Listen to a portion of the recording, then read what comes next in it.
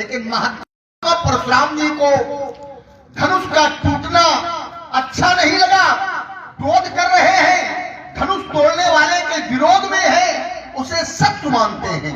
तो जहां तक मैंने जाना है, जो कर्म कर्तव्य निर्वाहन के रूप में किए जाते हैं, या जो प्राणी जीवन संग्राम में सुख और दुख को ध्यान में न रख करके, लाभ और हानि को ध्यान में न रख करके, जय और पराजय को ध्यान में न रख करके, बल्कि इन सारी स्थितियों में समत्व की स्थिति को प्राप्त करता है, तो उसके जीवन में कोई दोष नहीं होता है।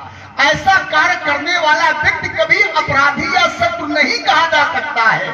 ऐसा कार्य करने वाला व्यक्ति कभी पाप का भागी नहीं होता है। ये मैं नहीं कह रहा हूं, ये ब्रह्मवाणी कह रही है। सुखे दुखे समय कृत्वा लाभा लाभौ जया जयौ, जो सुख में दुख में सम होकर के, लाभ और हानि में भी सम स्थिति को प्राप्त करके, जय और पराजय में भी सम स्थिति में होकर के क्या करे, ततु युद्धाय युज्यस्व, अपने कर्तव्य में लगा रहे, कर्म में लगा रहे, तो परिणाम दोषी नहीं, अपराधी नहीं, शत्रु नहीं, पापी नहीं, क्योंकि निर्णय है नैवम पापम अवाप्स्यस्य, वो पाप का भागी नहीं होता है। फिर भी महात्मा परशुराम जी पता नहीं क्यों विरोध की दृष्टि से देख रहे हैं, क्यों शत्रु मान रहे हैं। इसलिए चाहता यह हूं कि आप अपने विरोध के भाव को हटावें, धनुष तोड़ने वाले को शत्रु के रूप में देखना बंद करें, और इस धनुष के प्रति जो ममता का भाव है, इसको भी हटा दें। कारण क्या है, मैं जानना चाहता हूं। यही धनु पर ममता के ही हेतु बहुत ही समाज शैली का प्रयोग किया है, और समाज शैली में ही उत्तर की प्रतीक्षा भी है। यही धनु पर ममता की हेतु, इस धनुष से हमें ममता क्यों है, अथवा हमें लग रहा है ममता का निमित्त तुम लगाव से ले रहे हो कि इसके टूटने का विरोध क्यों कर रहे हैं। तो इसका उत्तर यह है कि ये हमारे गुरुदेव भगवान शिव जी का है, और किसी भी शिष्य के गुरुदेव के प्रति यदि कोई ऐसा व्यवहार करे तो शिष्य का परम धर्म बन जाता है, ये कर्तव्य बन जाता है कि उसको भी विपक्ष में खड़े होना चाहिए, विरोध करना चाहिए। तो मैं शिव जी का शिष्य हूं, और धनुष जिसने तोड़ा है उसने शिव जी का तोड़ा है, इसलिए तोड़ने वाले के विपक्ष में हम खड़े हैं। क्यों, हम शिव जी के शिष्य हैं। एक बिंदु तुमने ये रखा कि धनुष तोड़ने वाले ने महापुरुषों के आदेश पर धनुष को तोड़ा है, और महापुरुषों के आदेश पर जो भी कार्य किया जाता है उसमें किसी भी प्रकार का कोई पाप नहीं होता है। राजकुमार लक्ष्मण, यदि महापुरुषों के द्वारा ऐसी कोई प्रस्तुति धनुष तोड़ने वाले को दी गई है, उसको समर्थन दिया गया है, तो फिर महापुरुषों का भी अब दायित्व बनता है कि उसके पक्ष से खड़े होकर के हमसे बात करें। अगर महापुरुषों ने तोड़वाया है, महापुरुषों ने आदेश दिया है, तो महापुरुष उसके पक्ष से खड़े होकर के हमसे बात करें, हम उनसे बात करेंगे। तुम क्यों उठ करके खड़े हो गए, तुम्हें खड़े होने का क्या अधिकार है, जब तुम इतना जानते हो कि महापुरुषों के आदेश पर उसने कार्य किया है, और महापुरुषों के आदेश पर जो कार्य करता है उसको पाप नहीं लगता है। तो महापुरुष ये प्रमाणित करे कि नहीं ये आदेश हम लोगों के द्वारा है, अथवा धनुष तोड़ने वाला ये प्रमाणित करे कि हम महापुरुष हैं,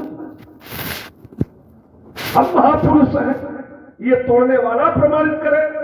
अन्यथा जिसने आदेश दिया है, जो सहयोगी है, वो खड़े होकर के प्रमाणित करे कि नहीं ये महापुरुष है, ये हम लोगों ने आदेश दिया है।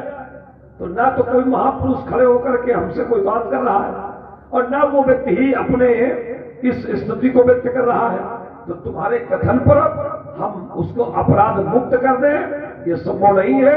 असुरे न बालक काल बस बोलन तो न समार धनवी संतप्राय सकल संसार।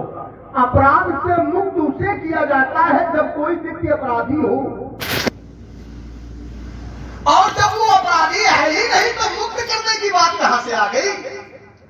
मैं ये नहीं कह रहा हूं कि वो अपराधी है, मैं ये कह रहा हूं धनुष तोड़ करके उसने कोई अनुचित कर्म नहीं किया है। और ये ब्रह्मवाणी का एक सूत्र भी दिया किया था, नैवम पापम अवाप्सिस, वो पाप का भागी नहीं है। क्यों? क्योंकि उसने कर्तव्य का पालन किया है। चार बातें जीवन में सदैव होती हैं, सबके जीवन में होती है, इसका सदैव ध्यान रखें। धनुष तोड़ने वाला तो निमित्त मात्र है, और संसार में हर प्राणी निमित्त मात्र होता है, ये मैं नहीं कह रहा हूं। भगवान अपने भक्त से कहते हैं कि ये जो कुछ भी तुम करने जा रहे हो, तो इसको करने में तुम्हें कोई पीड़ा नहीं होनी चाहिए, तुम्हें कोई सोच नहीं होना चाहिए, तुम्हें कोई चिंता नहीं होनी चाहिए, या तुम ये न सोचो कि ऐसा करने से मैं पाप का भागी हो जाऊंगा। भगवान क्या कहते हैं अपने भक्त से? पूर्व में निहिताम, ये सब पूर्व से ही मरे हुए हैं, मारे जा चुके हैं। किसके द्वारा? मेरे द्वारा। तुम क्या करो? निमित्त मात्रम भव, तुम केवल निमित्त मात्र हो जाओ। ठीक उसी प्रकार से धनुष तोड़ने वाला मात्र निमित्त है। क्यों निमित्त है? तो मैं वो चार बातें बता रहा हूं कि जीवन में हर प्राणी के सामने समस्याएं आती है, और ये कार्य होते ही है। कौन? पहली बात, जो कार्य जिसके द्वारा होना होता है, वो कार्य उसी के द्वारा होता है। इसको बिल्कुल लिपिबद्ध कर लिया जाए। जो कार्य जहां पर होना होता है, वो कार्य वहीं पर होता है। जो कार्य जिस प्रकार से होना होता है, वो कार्य उसी प्रकार से होता है। और जो कार्य जिस समय पर होना होता है, वो कार्य उसी समय पर होता है। देखिए, धनुष तोड़ने के लिए त्रैलोक्य के वीर आए, देव, तनुज, धरि, मनुज, शरीरा, विपुल वीर आए रण धीरा। लेकिन परिणाम क्या हुआ? तिल भर भूमि न सक्यो, छाई कोई से उठा नहीं पाया, कोई से तोड़ नहीं पाया। लेकिन जिसने धनुष का खंडन किया, तो कैसे उठाया? अतिलाघव। क्यों? उसने क्यों उठा लिया? क्योंकि ये धनुष उसी के द्वारा ही टूटना था। वो तो मात्र निमित्त है, और निमित्त मात्र हो जाने से वो अपराधी नहीं हो सकता है। आप कहते हो हमारे गुरुजी का धनुष तोड़ा गया है, इसलिए मैं विरोध कर रहा हूं, और तुम कहते हो लक्ष्मण की किसी महापुरुष की आज्ञा से उसने धनुष का खंडन किया है। तो कहते हैं महापुरुष को सामने आना चाहिए, तुम क्यों सामने आ गए? जैसे भगवान शंकर आपके गुरु हैं, भगवान शंकर का धनुष तोड़ा गया है, उसी प्रकार से धनुष तोड़ने वाला भी मेरे लिए गुरु भी है, माता भी है, पिता भी है, स्वामी भी है, मैं उसका सेवक भी हूं। तो मैं उसका सेवक हूं। जैसे आप अपने धर्म का निर्वहन कर रहे हैं, मैं अपने धर्म का निर्वहन कर रहा हूं, और वो धर्म इतना कठिन है कि हर प्राणी उसका निर्वहन कर नहीं सकता है। सेवा धर्मो परम गहनो योगिनाम अपि अदम्य। सेवा धर्म बड़ा कठिन होता है, और मैं उसका निर्वहन कर रहा हूं। आपको हमारे प्रति आरोप नहीं लगाना चाहिए, और न विरोध करना चाहिए। माने तुम अपने स्वामी की सेवा करो तो बहुत अच्छा है, और हम अपने स्वामी के लिए अगर प्रश्न उठा ले तो ये ठीक नहीं है। इस पर नाना प्रकार के तुम प्रश्न खड़े कर रहे हो।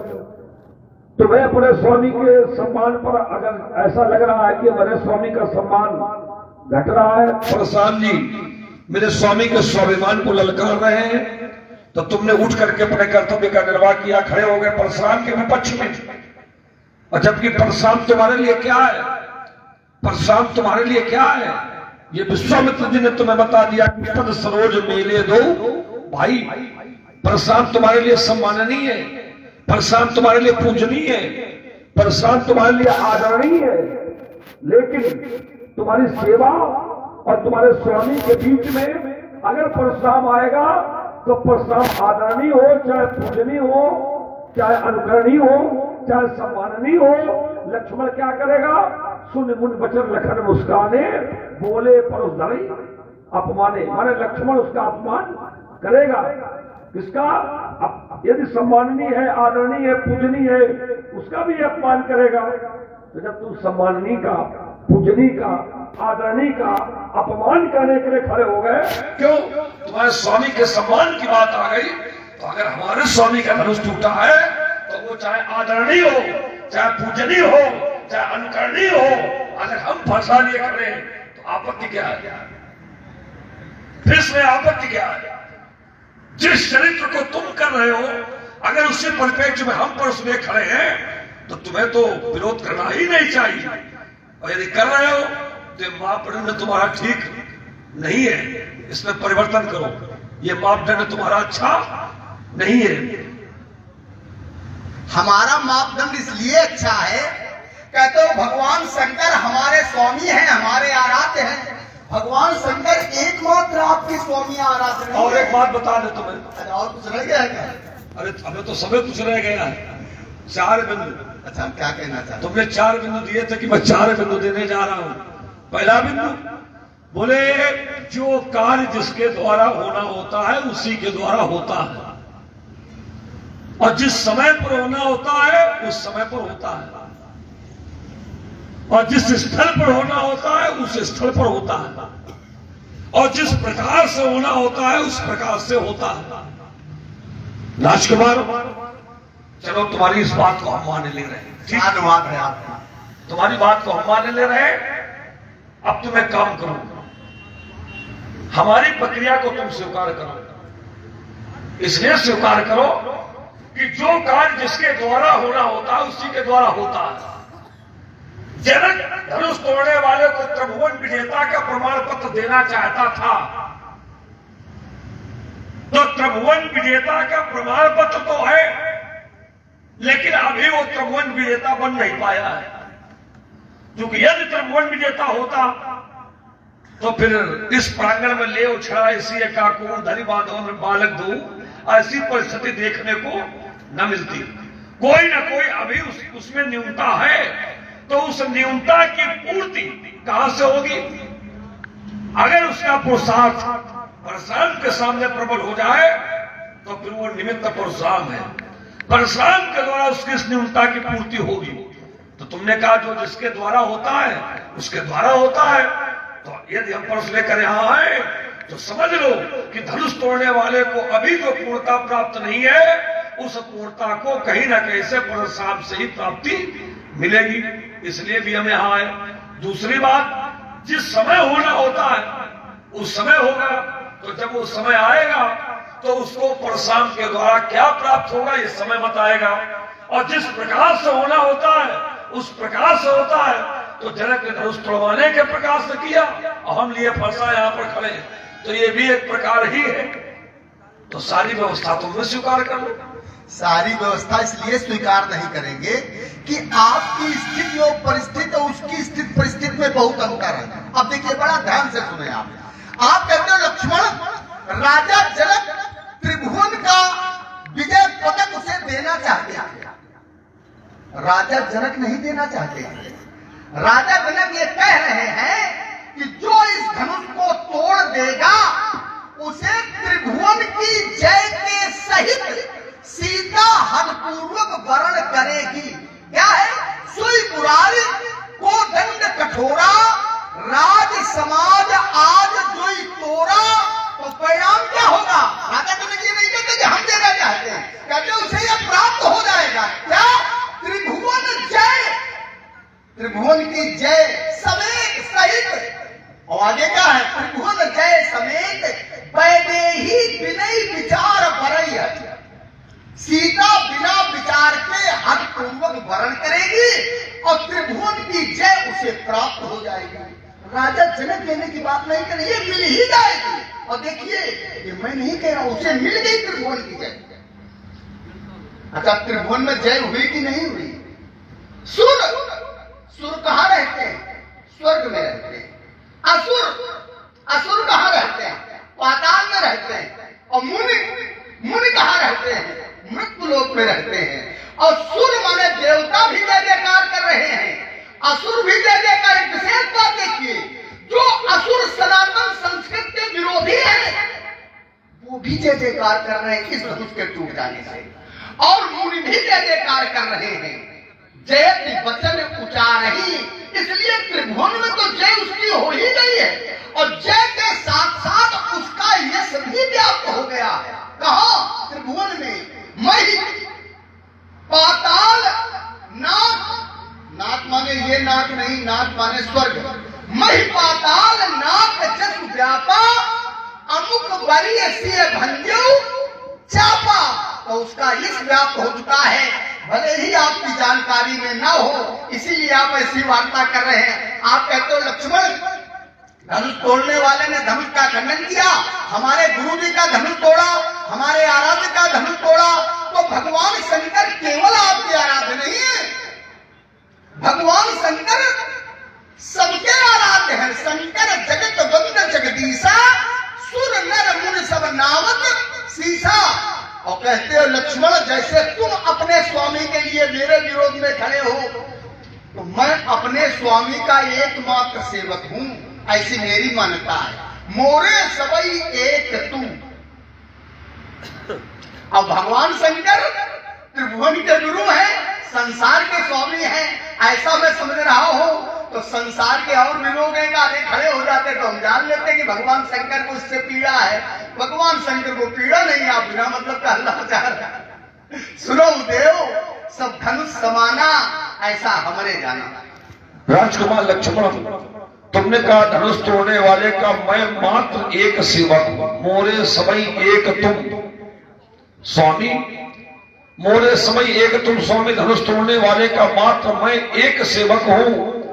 तो राजकुमार, ये तुम धनुष तोड़ने वाले के लिए कह करके क्या उसकी सीमा को बांधने का प्रयास कर रहे हो? क्या उसकी सीमा को तुम बांधने का प्रयास कर रहे हो?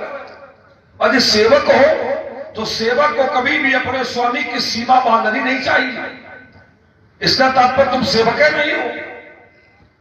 जो सेवक मात्र अपने स्वामी की परिस्थितियों को केवल अपने तक ही सीमित कर ले और व्यापक परिस्थिति को निरस्त कर दे, तो वो सेवक कहलाने योग्य होता ही नहीं। हाँ, मोरे समय एक तुम स्वामी, मेरे सभी प्रकार से आप एक स्वामी हैं।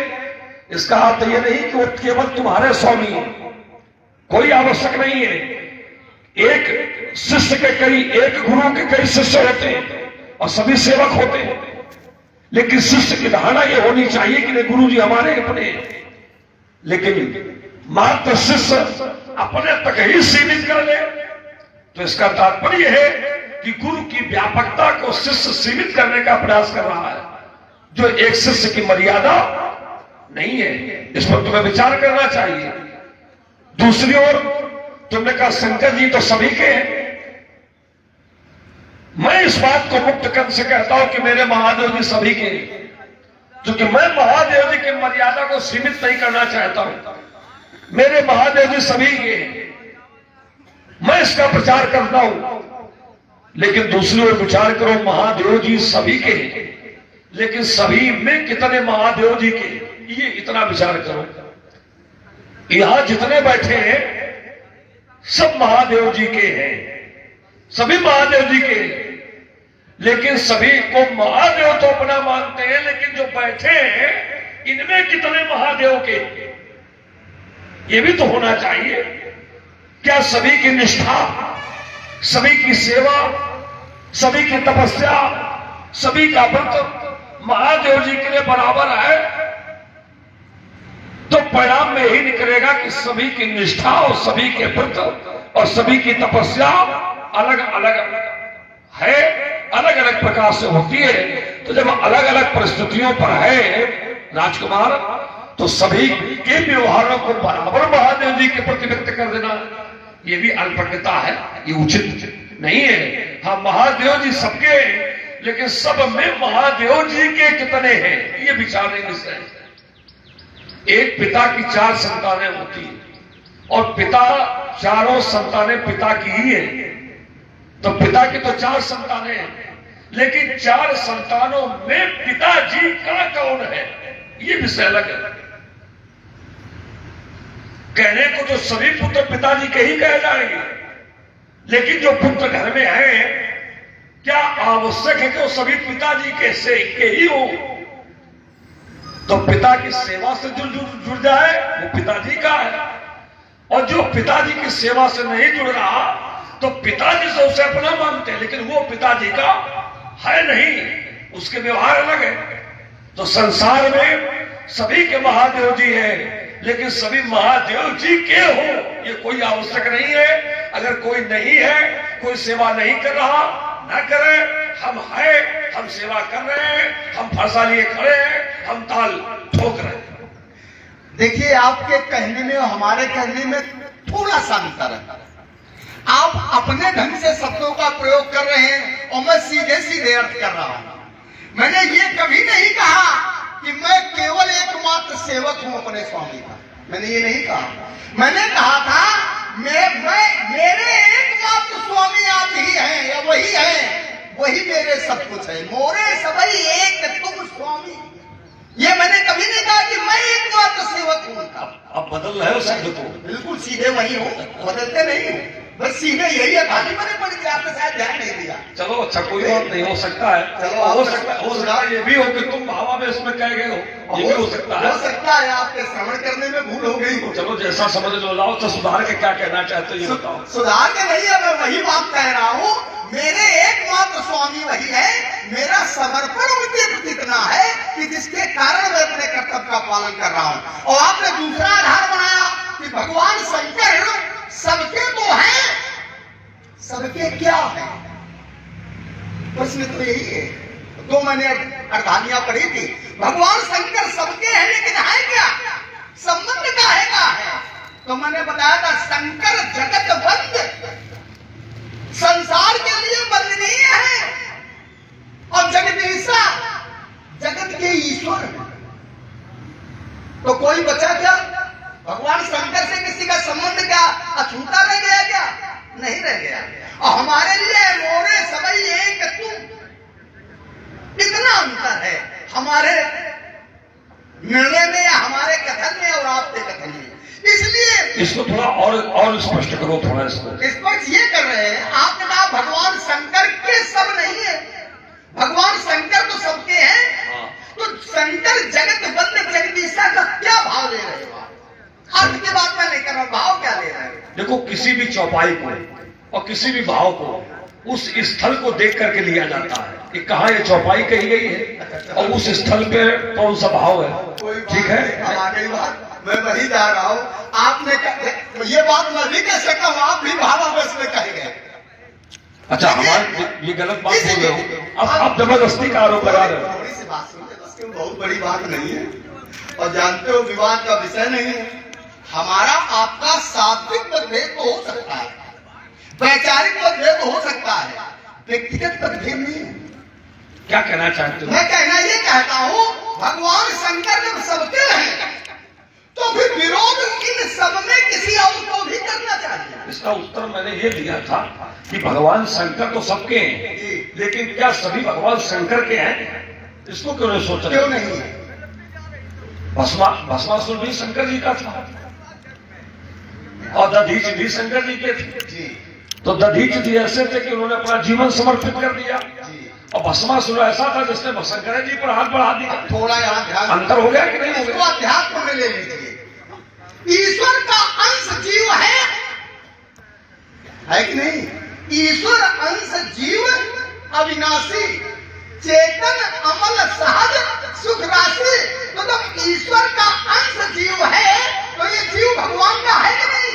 एक क्षण, जीव के भी 3 प्रकार होते हैं, विषयी, साधक, सिद्धि, सयाने और त्रिविध जीव जग भेद बखाने।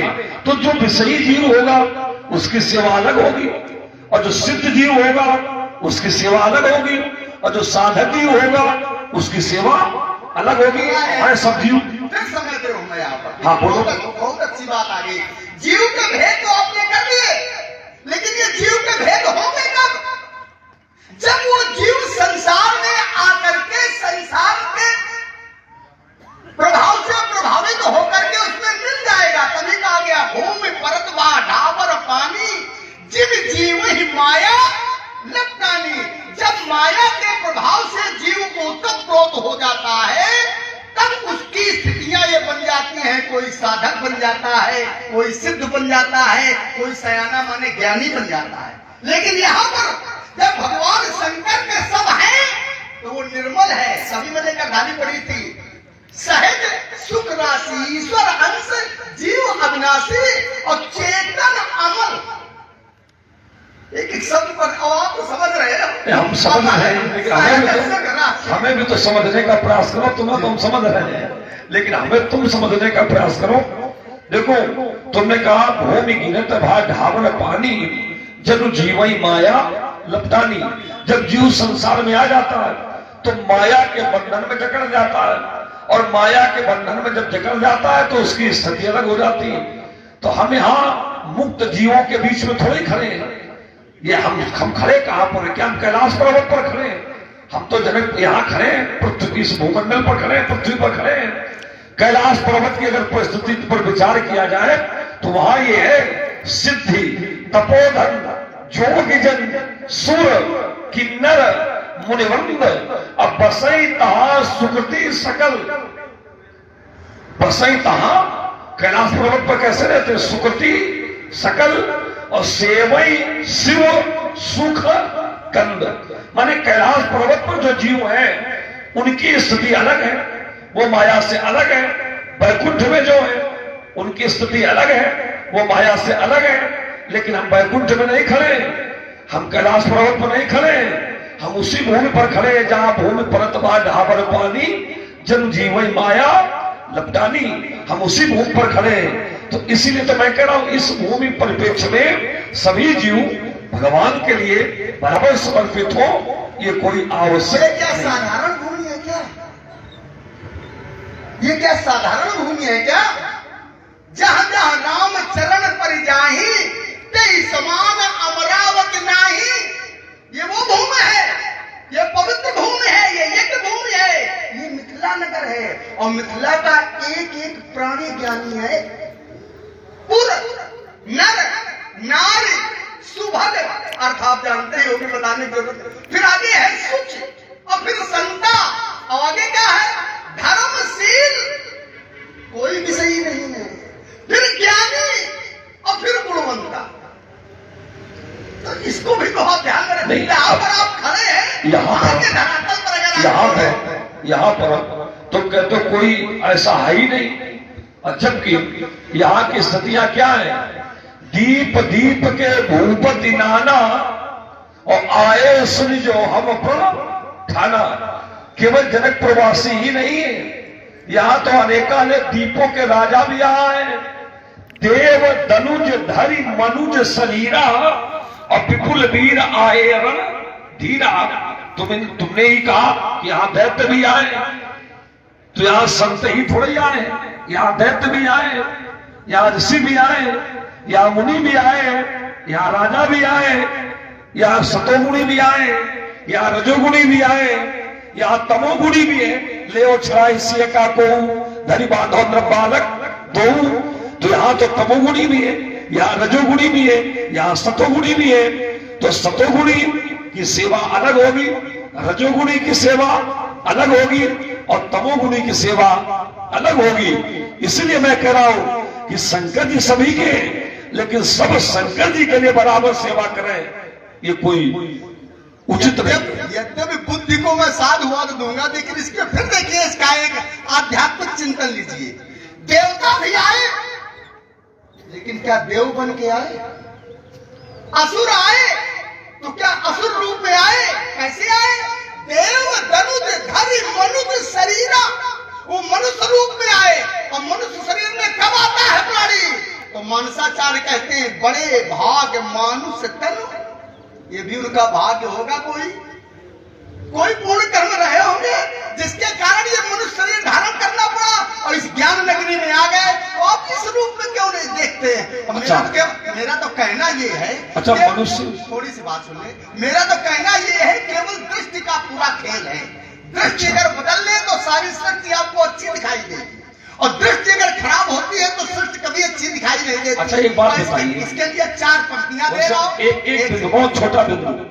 ये दृष्टि केवल परशुराम की क्यों बदलना चाहते हो? अपनी भी तो बदल ले। आप मुनि हैं। अगर अच्छा हम मुनि हैं और तुम्हारे लिए छूट है। हम बालक हैं, और इसीलिए मैं आपको 4 पंक्तियां दे रहा हूं। तपती हुई धरती को वृष्टि चाहिए। अगर सूर्य के ताप से पृथ्वी जल रही है तो जल की आवश्यकता होती है। तपती हुई धरती को वृष्टि चाहिए, जीने के लिए स्वप्न नहीं सृष्टि चाहिए। इसीलिए मैंने सृष्टि की बात की। जीने के लिए स्वप्न नहीं सृष्टि चाहिए, हर एक के बस का नहीं मूल्यांकन का तराजू। ये मूल्यांकन करना हर व्यक्ति के पास बस की बात नहीं है। कभी कभी कोई व्यक्ति ऐसी स्थिति में दिखाई देगा, ऐसा लगेगा ये तो बड़ा गंवार है, शरीर से बड़ा अस्त व्यस्त है, बड़ा टेढ़ा मेढ़ा है, लेकिन वो बड़ा ज्ञानी होता है अष्टावक्र से। तो तपती हुई धरती को वृक्ष चाहिए, जीने के लिए स्वप्न नहीं सृष्टि चाहिए, हर एक के बस का नहीं। देखो आप उस दृष्टि से देखें, आपको अच्छा दिखाई देगा। दिव्य दृष्टि, एक तुम्हारा बिंदु ये बना और दूसरा ये बना कि देव धनुष जो भी आए सब मनुष्य रूप में आए, ये दो बिंदु तुम्हारे बने। तो दिव्य दृष्टि की अगर बात करो तो दिव्य दृष्टि ये बनानी नहीं पड़ती है, ये भगवान देते हैं, ये भगवान देते हैं, ये बनानी नहीं पड़ती है। दिव्य दृष्टि भगवान की कृपा से ही मिलती है। दिव्य ददान ते चक्षु, ब्रह्मवाणी के इतने श्लोक तुमने पढ़े और वहां पर स्पष्ट ये दिया गया है, भगवान ने ही कहा कि दिव्य दृष्टि मैं तुम्हें देता हूं, हमसे लो दिव्य दृष्टि और उसके बाद हमें देखो। तो दिव्य दृष्टि भगवान से मिलती है। तो यहां दिव्य दृष्टि परिपेक्ष भगवान का है। तो यदि तोड़ने वाला भगवान है तो भी दिव्य दृष्टि हमें बनाने की आवश्यकता नहीं, वो स्वयं हमें दिव्य दृष्टि देगा। और यदि तोड़ने वाला सामान्य प्राणी है तो सामान्य प्राणी के लिए दिव्य दृष्टि की कोई आवश्यकता नहीं है, फिर उसके लिए सामान्य व्यवहार की ही आवश्यकता है दिव्य दृष्टि संदर्भ में। अगर वो भगवान है तो भगवान को हम दिव्य दृष्टि से देखेंगे, भगवान स्वयं जब दिव्य दृष्टि देंगे तभी हम देख पाएंगे। तो अगर तोड़ने वाला भगवान है तो ये काम उसका ना कि हमारा, वो स्वयं दिव्य दृष्टि देगा, हम पहचानेंगे। और यदि वो मनुष्य है, सामान्य है, तो सामान्य व्यक्ति के लिए दिव्य दृष्टि की कोई आवश्यकता नहीं है। फिर सामान्य व्यक्ति का फिर परीक्षण हम अपने परस से कर लेंगे। दूसरी बात, मनुष्य कि मनुष्य बड़े भाग्य से शरीर मनुष्य का मिलता है। देखो मनुष्य में भी सभी मनुष्य बराबर नहीं है। हाँ, मनुष्य में भी सभी मनुष्य बराबर नहीं है। अगर ये मान लिया जाए सभी मनुष्य बैठे हैं तो क्या सभी मनुष्य बराबर हैं? इसके लिए अर्धाली तो बहुत है, लेकिन उन अर्धालियों को ना पढ़ करके मैं एक दोहे से इसको उत्तर दिए देते तुम्हारी बात का। एक दोहे में यह दिया गया है कि मनुष्य शरीर हो, चाहे नारी शरीर हो, या एक तीसरी परिस्थिति और हो जाती मनुष्य की, उसको जोड़ लो, पुरुष नपुंसक नारी व जीव चराचर कोय और सर्वभाव भज कपट तज मोई परम प्रिय सोए। अब इसका अर्थ क्या है? भगवान के सभी हैं, सबको भगवान ने बनाया है, चाहे नपुंसक हो, चाहे स्त्री हो, चाहे पुरुष हो, कोई भी हो। लेकिन भगवान क्या कहते हैं कि सबको मैंने बनाया, सब पर हमारी दया है, लेकिन जो कपट छोड़ करके हमारी सेवा करता है वो हमारे लिए विशेष है, वो हमारे लिए अलग हो जाता है, विशेष हो जाता है। तो जब वो विशेष हो जाता है तो उसका तात्पर्य फिर सामान्य मनुष्य से हट जाता है। कहने का अर्थ ये है कि मनुष्य सभी है, लेकिन यहाँ सभी बराबर नहीं है। और जब सभी बराबर नहीं है तो फिर सभी के आधार पर एक निर्णय ले लेना ये कैसे उचित है? यही तो मैं कह रहा हूँ, समझा रहा हूँ, आप समझ नहीं रहे हो। संसार में आप जैसे ऋषियों मुनियों की, योगियों की दृष्टि में समत्व ही होना चाहिए, भेद नहीं होना चाहिए। भेद दृष्टि इन साधारण प्राणियों की दृष्टि में हो तो कह दिया जाएगा साधारण है, ये छोटे को छोटा, बड़े को बड़ा समझते हैं। लेकिन आप जैसे योगियों की दृष्टि में क्या भेद होना चाहिए ना? तो विद्वानों ने निर्णय दिया स्वर्णे लोष्ठे, क्योंकि ये साधारण नहीं है, असाधारण प्रतिभा के धनी है, ये योगी है। और योगियों के लिए कैसी दृष्टि होनी चाहिए? तो बताया गया स्वर्णे लोष्ठे, जो सोने को भी मिट्टी के समान समझे, ग्रहे रण्य, जो घर को जंगल के समान समझे, पंक्तेषु स्निग्ध चंदने, जो कीचड़ को चंदन के समान समझे, समता भावना यश, यश माने जिसके, भावना माने भावना, समता माने समत्व की, जिसके ऐसी समत्व की भावना होती है या दृष्टि होती है, सहयोगी उच्चते वो योगी होते हैं। तो आप उस योगी हैं, ऐसे योगी हैं, ऐसे असाधारण पुरुष है, तो आपकी दृष्टि में ये दृष्टि भेद कहां से आ गया? नहीं आना चाहिए। इसलिए और देखिए, योगी ही नहीं, आप ज्ञानी भी हैं। मैं आपको ज्ञानी स्वीकार करता हूं, और ज्ञानियों की दृष्टि में भी समत्व होता है। ब्रह्मवाणी में कहा गया, और आप जानते हैं, विद्या विनय संपन्ने ब्राह्मणे कवि हस्तिनी सुनी चैव स्वपाके चा पंडिता संदर्शना। जो पंडित होते हैं, जो ज्ञानी होते हैं, तो चाहे कोई विद्या विनय से संपन्न हो, ब्राह्मण हो, गाय हो, हाथी हो, कुत्ता हो, चांडाल हो, तो वो शरीर का दर्शन न करके आत्मा का दर्शन करते हैं और समत्व दृष्टि से देख लेते हैं, परमात्मा का दर्शन करते हैं। और इसी के लिए कह दिया गया है। चलो मैं रुक रहा हूं अपनी बारी। तुमने कहा जो ज्ञानी होते हैं, तो ज्ञानी हर जगह पर समता के दर्शन करते हैं। राजकुमार, ज्ञानी महापुरुष जब कर्मकांड करवाते हैं, ज्ञानी महापुरुष तो जो गाय का भाग निकालते हैं वो गाय को देते हैं, और जो कुत्ते का भाग होता है वो कुत्ते को दिया जाता है, जो कौवा का भाग होता है वो कौवा का दिया जाता है, जो जिसका भाग होता है उसी को देते हैं। अब उन ज्ञानियों से ये कहो कि ये भ्रम भंग करो, ये ठीक नहीं है। जो कुत्ता का भाग है हाथी को दे दो, और जो गाय का भाग है चंडाल को दे दो, और जो कौवे का भाग है गधे को दे दो। तो क्या फिर उसकी उस धारणा को स्वीकार किया जाएगा? ये तो नियम विरुद्ध हो गया। ऐसा तो नहीं हो सकता। गाय का भाग ही गाय को दिया जाएगा, कुत्ते का भाग कुत्ते को दिया जाएगा, और कौवे का भाग कौवे को